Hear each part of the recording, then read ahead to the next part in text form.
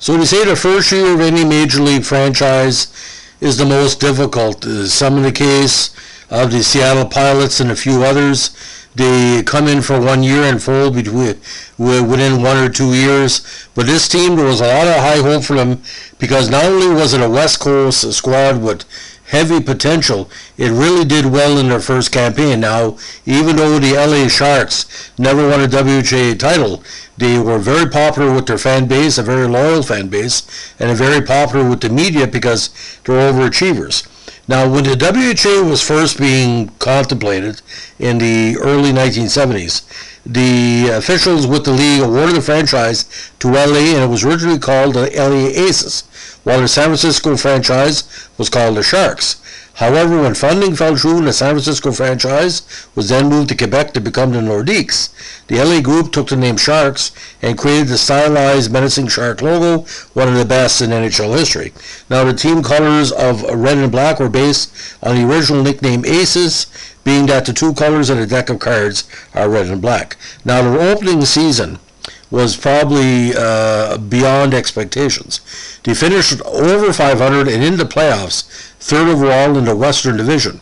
Their home record was a decent 18-20-1, but on the road they were stellar, 19-15-5, plus 9 goals against, 259 for, 250 against. Now, GM Dennis Murphy and coach Terry Slater, led by captain Ted McCaskill and alternates Earl Hiskala, Gary Olorowski, and Jim Watson, basically did their best to bring the best team on the ice, a combination of kind of rookies, journeymen, and veterans.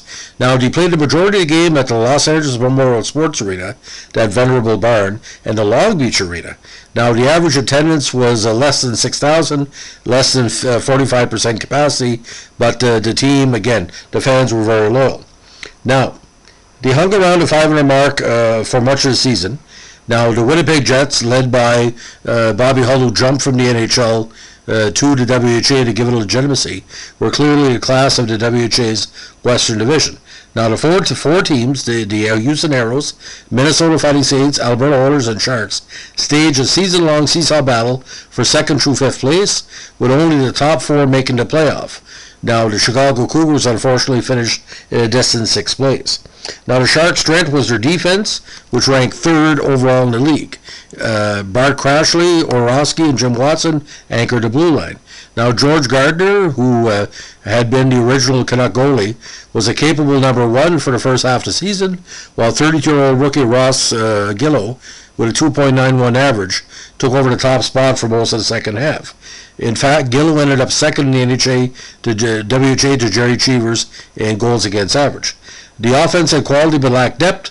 It was led by 43-goal scorer Gary Veruso, while Alton White, one of the only black players in Major League Hockey in the early 70s, was second on the team in goals with 20.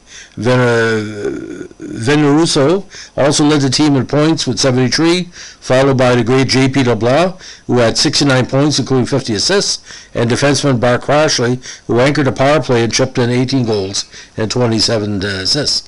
Now, well, the Sharks were known for the special teams that were fourth in the league in power play and fifth in penalty killing. Now, ultimately, a late-season rally where the Sharks went 6-3-1 in their last 10 games, including winning their last two, allowed them to climb from fifth to third. Now, this is how close it was, ladies and gentlemen. Winnipeg ended with 90 points, 43-31-4. Houston, 39-35-4.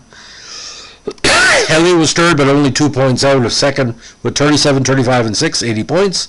Minnesota, 38-37-3, 79 points. Alberta, 38-37-3, but lost the tiebreaker. And Chicago, 26-50-2. Now, by the Sharks finishing in third place, they didn't have to play Bobby Hull in the first round and earned them a series with the second place Houston Aeros, who finished 2 points ahead of the Sharks in the standings. Now, after opening the series with a 7-2 loss in Houston, the Sharks bounced back to win Game 2, 4-2. Heading back to LA with a split, the Sharks won a thrilling Game 3 by a score of 3-2 as goalie Ross Gillow made several great saves to preserve the win. But the turning point was Game 4, like many NHL and WHA playoff series of the time. The clubs battled through regulation, tied at 2. If the Sharks scored the next goal, they would have a commanding 3-1 series lead, but if Houston scored, the series would be tied going back to Houston.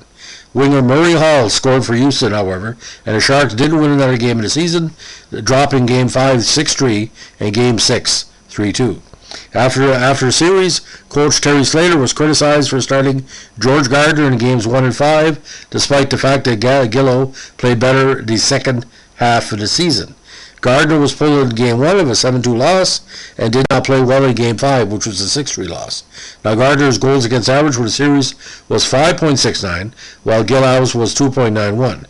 But, of course, Slater stated he wanted the veteran Gardner to start Game 1 over the rookie Gillow. Now, overall points in the regular season, like I said, Alton had 37 points, including 20 goals.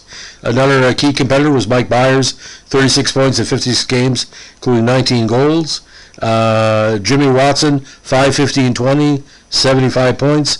Steve Sullivan, life winger, scored 11 goals in 44 games. Gardner, again, played 49 games. Gillow played 38. And Bob Perreault wrapped up the other the other goalie starter. So Gillow 2.91 in the regular season, 3.30 for Gardner, and Gillow led with 17 wins. Now in the playoff, Fred Speck led with 5 points in 6 games, including 3 goals. Villarusso had a triplet in 6 games with no assists, and Bart Crashley, amazing on both sides of the ice, 2 assists in 6 games. Now, what a lot of people would be pointing to with that season, if Gardner would have been a little more stable in the playoffs, could he have defeated Houston? Well, it's hard to tell because the Arrows still had a very great team, despite the fact Gordie Howe hadn't arrived yet. So it's 6 or 1/2 dozen hour. But this was before Mark Tardif arrived. So for the fans of LA, that first season was very important. But it came down to that game, Game 4, ladies and gentlemen. And you got to win that, especially at home, because the whole momentum changed. Because you win that game, you have 3 more opportunities to win the whole series. It kind of puts you in a bad mental game. So the LA Sharks proved they could be just as good as the NHL, but just as fallible as what he called the curse of that Game 4 overtime loss. So, ladies and gentlemen, if you like what we're doing here, give us a like, comment, and subscribe. We're trying to spotlight various early 1970s WHA players and teams. If you like I said, we like what we're doing here, give us a like, comment, and subscribe. And requests are always appreciated and highly considered. Thanks for listening. Bye.